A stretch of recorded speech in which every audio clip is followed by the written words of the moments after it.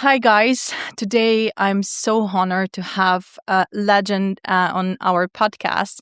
And for RaiseTalks, it's a new opening and it's our, let's say, fifth interview that we're making. Dariia, founder of RaiseTalks, we are AI native global fundraising solution where venture capital deals are happening.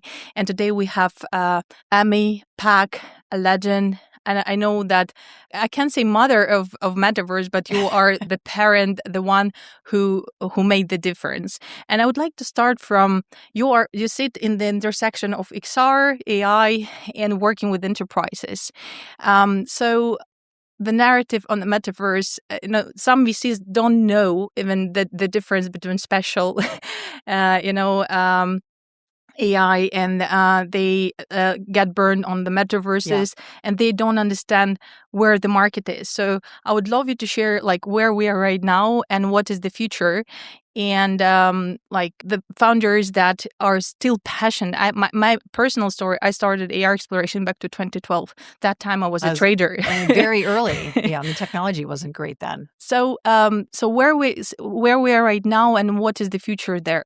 I think that's the core. Yes. And, it's interesting because it was a blessing and a curse that Facebook changed its name to Meta. On the one hand, I think all of us in the industry, we were thrilled because it sort of shone a light on what we were doing, what the opportunity was with this technology. But very quickly, it became kind of an economics first, a financial reward first money grab, essentially. I mean, there's no other way to put it. And so instead of focusing on what the core technology was capable of, we built these digital environments and then started to try and monetize, selling digital land, digital goods. And that example actually worked, interestingly, in Second Life. And I credit Second Life with sort of making this construct possible. And they actually had their own digital currency that predates blockchain. But the negative impact of this money grab, of all of the fraud of cryptocurrencies, the hype of NFTs, it really soured people on the metaverse per se, but the underlying technology is still valuable. And I think slowly it's going to start to come back. I never looked at these VR environments as, I didn't imagine we were going to be in a headset all day and be in these virtual environments all day. To me, they're a destination, and they're simply kind of the end stop on the spectrum of reality that starts, in real life as we are now. We're always going to crave that. And then there's different levels of, digital overlay. There's some digital overlay that's just information in our field of view. And then as it sort of goes along the spectrum, then it's maybe contextual information in our field of view that is related to spatial computing and a spatial anchor, and then going into virtual reality. And so if you think of reality as a spectrum and not a location or a thing or a place, then we won't talk about it in the same way, just like we don't say, oh, I'm going to call you on my mobile device, or I'm going to use my laptop to build an Excel spreadsheet. It doesn't matter how you get there. It matters what it enables you to do and what productivity it unlocks and what level of experience it unlocks. Yeah, and what kind of industries you see as a venture capital opportunity where the business models are sustainable within the industry, where you would like to highlight and put the attention of investors these days? So I do a lot of work in digital twins, and I think that is the anchor where and you've seen even companies like NVIDIA with Omniverse, and Siemens has a digital twin, Bentley Systems has a digital twin that kind of attack different sides of the market. And the benefit there is the ability to take this digital replica and, move it through different stages, because a lot of people will say, that a digital twin is really just a model, right? They'll say, oh, we have this digital twin, but it's static. Where it gets interesting and where AI comes into play is when you start to have a fully autonomous two-way dynamic data feed that's very expensive. It's hard to do. So we always recommend this stepped approach. But I think that's an opportunity for investors to look at companies that are not only providing those environments, but the companies that are working with, for example, NVIDIA and Omniverse around physical AI and training robots in the actual environment where they'll be working to ensure safety with the humans and to optimize their productivity in those environments. So we spoke about investors. Let's talk about a bit entrepreneurs. You are advisor of a number of enterprises on AI. So let's speak about our founders building the right thing. As enterprise are expecting to see already compliance solution ready for the integration and that AI works. So where do you see right now most implication in startups that really get that pilot projects and have the opportunity on their own days? It's such the Wild West right now. I think from a venture perspective and from a startup perspective, there's a lot of maybe not as thoughtful money and venture capital right now, and so my concern for startups is that they may not have an idea that is fully baked and really ready to go to market, but because there's money available, they feel like I need to get the money now before, maybe it dries up or maybe there's, a correction in the market, which there may be some level of correction. We just don't know what shape that's going to take. But I think as a startup founder, yes, you want to bring AI into the fold as part of your services, but I always like to look a layer below or a layer above, depending on how you look at it, is what are the problems that deploying AI is going to bring for large corporations. And right now, one of the big areas is they really went all in on agentic AI and using these, Claude Code and Codex.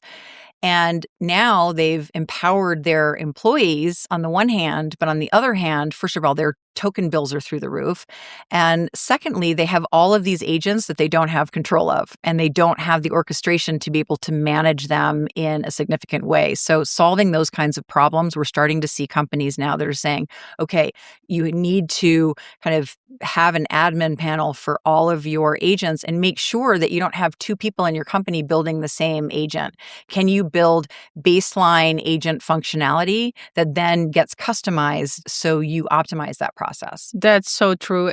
One of my first investments in technology market was back to 2018. Right now, Dennis is my co-founder in RaiseTalks. We were doing natural language to SQL models for large corporations, and that's where our ML journey started together.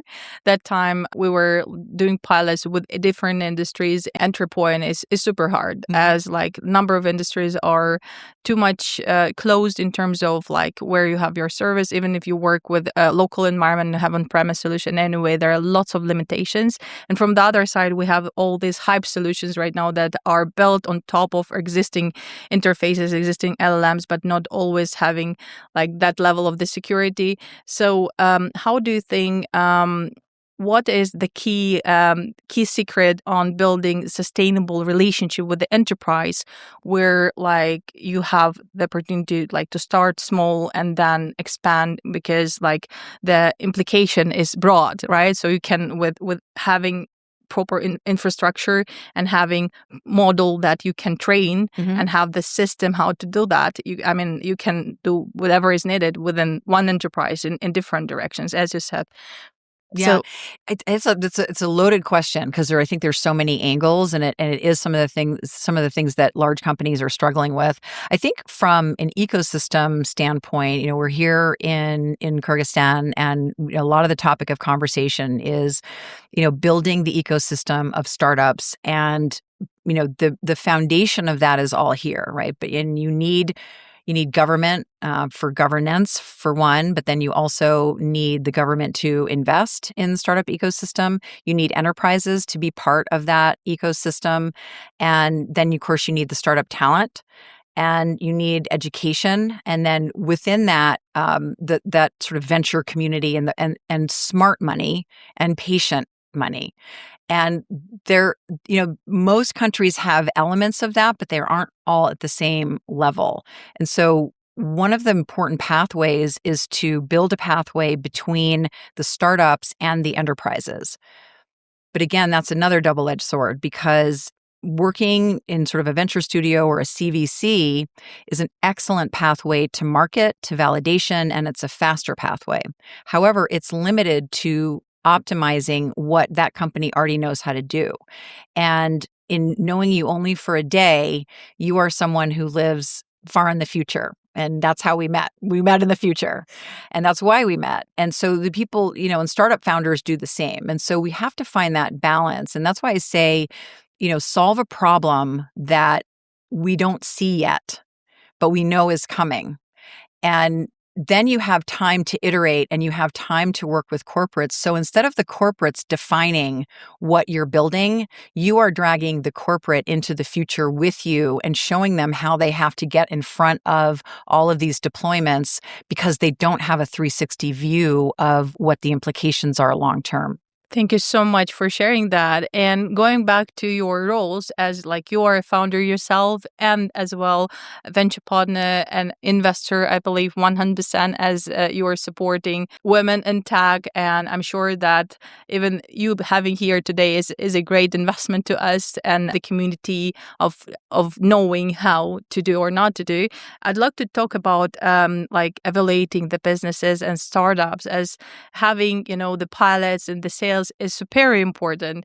At the same time, there are other angles that matters as a team building product, vision and ability to execute, right? And other parts of things. So here in RaiseTalks, I work on the investment readiness since I'm 19. So my first scientific article was about investment attractiveness of enterprise through the corporate governance. And then I was checking, how project can be investable, how to evaluate them, and how make founders own their fundraising so they could know how and just meet their right partners with them. So how do you evaluate startups? And for me personally, I'm preparing myself going to the Valley and wearing the founder's hat, just you're stuck, and of course you can be open at the same time when the opportunity comes. You black out, the same as last year I was in Web Summit, first time pitching as a founder. All people say oh my gosh, such a structured pitch, but I couldn't breathe. So what would be evaluation standards and the recommendation for people that are coming and already, let's say, investable, still new to the markets, especially to the biggest market, the venture capital market, as US and the Valley as the heart and the epicenter of everything? It is. And one of the I hate to say mistakes, but I think the focus when startup founders, and they often come with government-sponsored cohorts, and the government wants to be able to report back to the funding entities that are sort of paying for all these cohorts to come. They want to have flashy names, and so they'll set up appointments at Google and Microsoft. I think that's great, but the reality is they're not really set up for that level of early stage startup. So I think the value is first in finding not the big name companies or even the big name, the Sequoias and A16Z. It's going for the smaller firms that have a very specific thesis, and then you kind of match your startups with those firms, because sometimes the smaller firms don't get a look at the bigger deals. And so they're always looking for deals that they can own or they can lead, and they have their own sort of syndicate and network of other VCs that can bring on, sort of follow-on investment or, co-lead an investment round. So that's one. The second is be very strategic about the meetings. Don't go after the huge companies that everyone else is going for. SMEs are, let's say $100 million companies are excellent targets for, and they are usually limber, especially if they're not publicly traded. And there are a lot of them also who have sort of a large family leadership contingent who are the decision makers. So you meet one member of the family and you have the entire decision-making chain. And, go work in the shadows is what I say, because under the light, That's where all the flies are. Everyone's flying around all the big companies. So go outside a little bit and target companies that where you know you can solve a problem for them, where they are much smaller and they may not have access to the startup ecosystem the way the big companies do. And pick investors who are consciously investing in the type of services that the startup cohort are building. So what is your perspective on VC tools? As the market is old school, right? I mean, 20 years ago, we were using Excel spreadsheets and the business plans, so this big. And then we were moving towards us having the search engines, then another versions were already kind of workspaces. And right now we have AI. And everyone from the old school guys, they're implementing AI, but it's different, so they're using it at their anyway closed environments. And that's why I see that most of the biggest funds and accelerators, they started building their micro solutions. But what is your perspective on AI for the VC? Well, I think it's an incredibly valuable tool. I'm a venture partner in Luminarium Capital, and the founder Carolina Castilla she's a very, very interesting, brilliant person, and she's been supporting VC for a lot of her career. She also happens to be a musical artist and DJ and travels around the world, so she has this creative expression that I think really guides the way she thinks about venture capital. And she also, being a startup founder herself, she loves startup founders. And what she did was she has been working with Bill Reichert, who's a legendary VC, is a very good friend of mine and a wonderful human. She has taken every single piece of recorded talks, his several books, and trained an AI specifically to the way he thinks about startups. And she did that because I think it's an interesting idea to take one VC and then start looking at, okay, what other sort of VC, either legendary VCs in Silicon Valley or other metrics can we start to layer on top of that initial model to build a picture and a unique way to actually assess startups. And I have to say that, when she feeds the decks through, it's very similar to what you're building. When she feeds the decks through, because of the way she's tuned it and because of the way you've tuned it, it speaks to your thesis and the way you invest in the same way it does there. Because what happens is if everyone's using the same tools, sometimes they do that in the financial services industry, they have similar algorithms. Everyone's sort of working with the same data. And so I think the opportunity here is to have these much smaller, more limber venture funds. They're writing smaller checks, but they're writing them at high velocity. And then they grow their funds alongside the startups that they're building. And AI sort of underpins all of it. So I think it's a great opportunity. It's always going to be a great tool. So going back to evaluation, and I'm pleased to hear, and I would love to meet this incredible woman that is investing and building.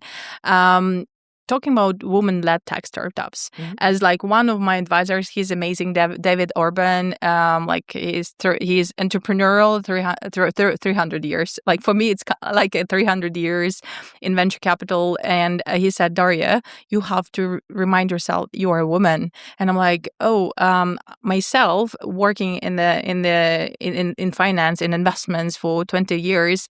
I don't feel the difference as I get used and I know how to operate in the environment. Still, women-led startups that I met when I was doing investment readiness acceleration program in partnership with Ministry of Economy of UAE, I saw that I heard the feedback, we're not getting funded, they're not listening to us, we got rejected. But from one side, I usually say, you gotta get rejected if you are not investment ready.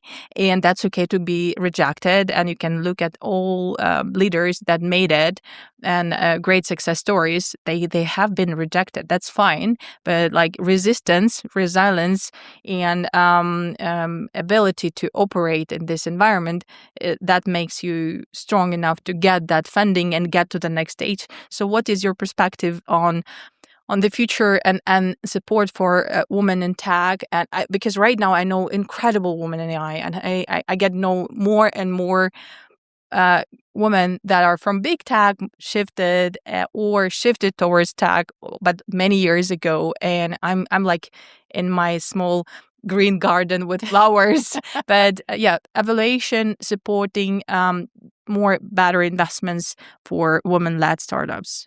So there's and you touched on something that I think is really, really important, and it's been similar in my career where I've been asked, like I was in financial services for a while, like you, and it's a very male dominated field. It's navigating that, and because I think it's important not to necessarily identify as a woman in those environments and be frustrated by the reality of what happens, because the only way to overcome is to change that perspective. And you change that perspective by showing up and being the most powerful person in the room. Doesn't matter if you're male or female, you can identify the most powerful person in the room by how they show up. And so a lot of the work that I do with female founders, there are plenty of acceleration programs. There are plenty of people. I'm going to tell them to come to you to help them, craft their pitch. What they're missing is the confidence to stand up, get rejected, and then pick up and move on, and then go to the next, and listen to the good advice from the VCs and get rid of the bad advice, because not everything every VC tells you is gold. Believe me, I've said the wrong thing. All VCs, because we're human too. We have a perspective. And, it was just like when I was pregnant, people would tell me all these things about motherhood. And I listened to some, and then the others, I was like, that is ridiculous. I'm not doing that. So you have to be strong enough to trust your instinct, to trust your vision.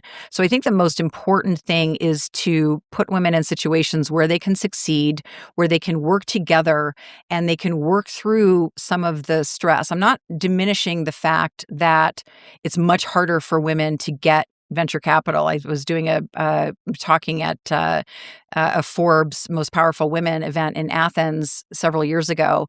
And I got up in front of everyone, and the first thing I said is, guess what? Women founded startups have doubled their venture capital investment over the last year. And everyone went, hurrah. And I said, yes, it went from 1.5% to 3%. So you can stop clapping now. And that reality is not the thing that we need to focus on. The reality is okay, we doubled that, but then if we go 3 to 6 and then it becomes exponential. So, I think a few things that they can do realistically. So one is find a very strong mentor network, find women who are out there in the world who are doing the things you want to be doing, find women who are currently operators, because operators know how to get it done and they've overcome the challenges.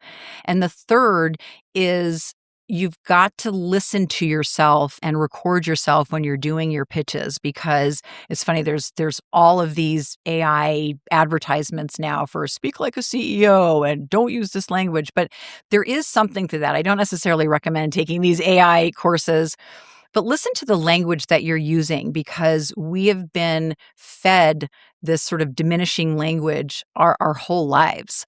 And it takes conscious effort to overcome that and be confident and know that if someone says you're wrong or they don't invest in you, you have to define what that line is for yourself.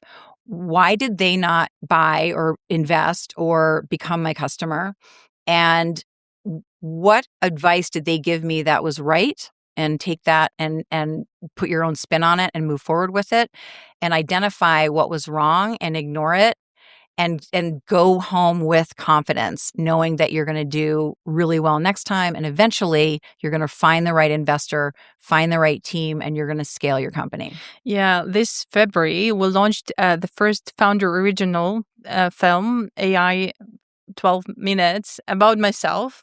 I took the most vulnerable girl out of me that you never show, because people said Dariia, you don't look like you really need this or that, and you have to show your story. And the storytelling is quite hard, especially talking about vulnerability. And women are emotional. And when I spoke to women leaders that I was blessed to meet, I said, after being a number girl, then learning myself, who am I? When I changed the markets, I was like, oh, I have emotions. I have tears. I can have a wet. I'm different. So I open up, and that was full of energy and everything. And the end of the film, I said, like, I succeeded not because of yeses, but because of the rejections.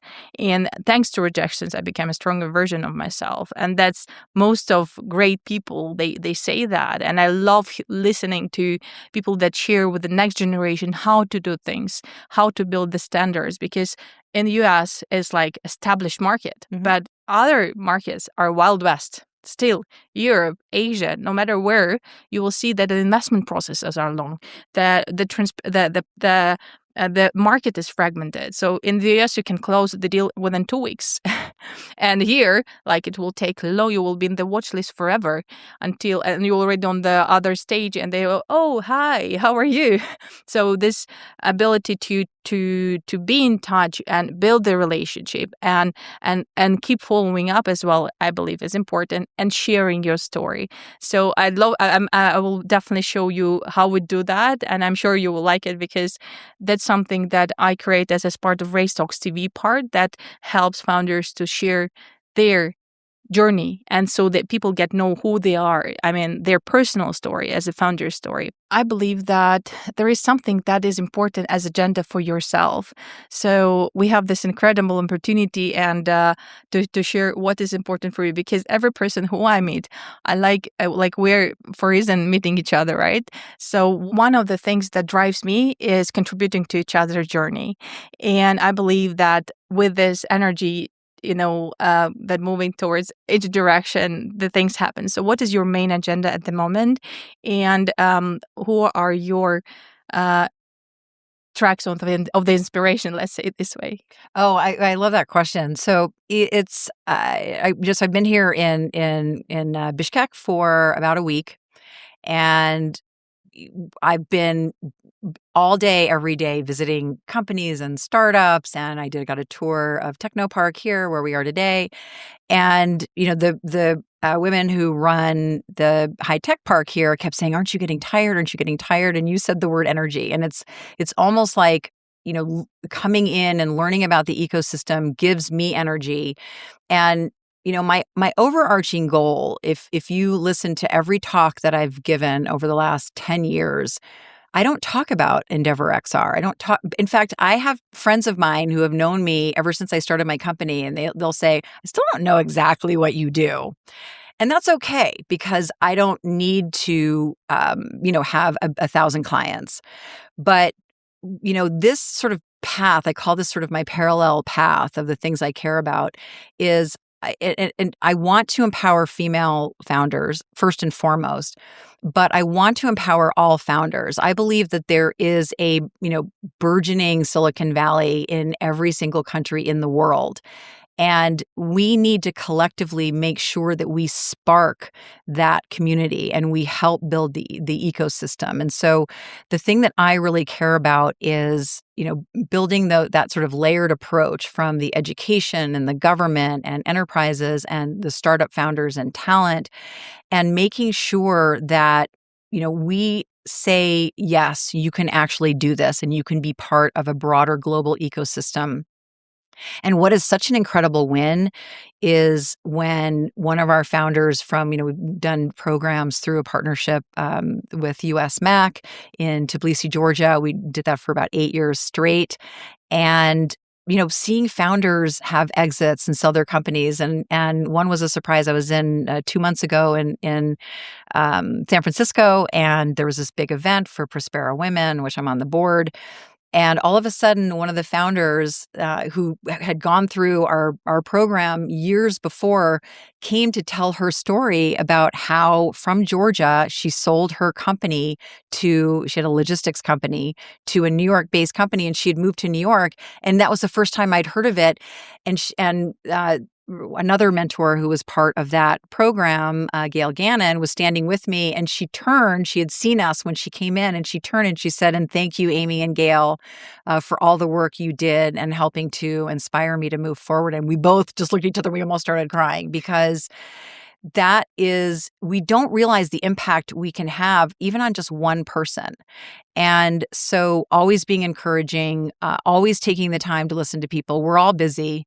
but taking the time to listen and make yourself available, even if it's 1 hour a month, that can have really lasting impact on people. And then if you've been through a program, a lot of startup founders don't think of themselves as mentors because they've only been through 1 or 2 programs, but they can help people just starting the journey because they have learnings and they're much more accessible as peers. So you'd always be giving back, but look at what you can do in, I look at sort of the government ecosystem level, but even at the individual level, who can you bring with you tomorrow? What door can you open for even just one person?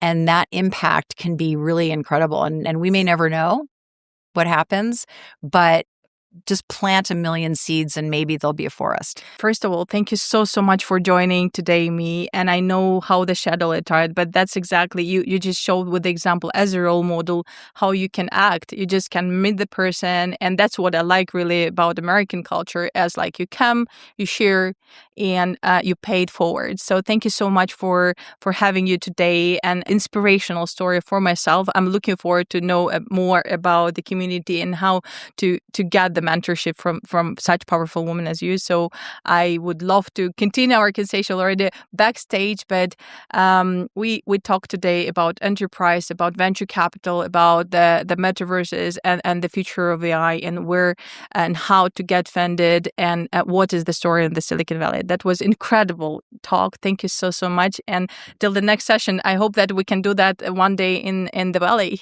I hope so too. Thank you so much.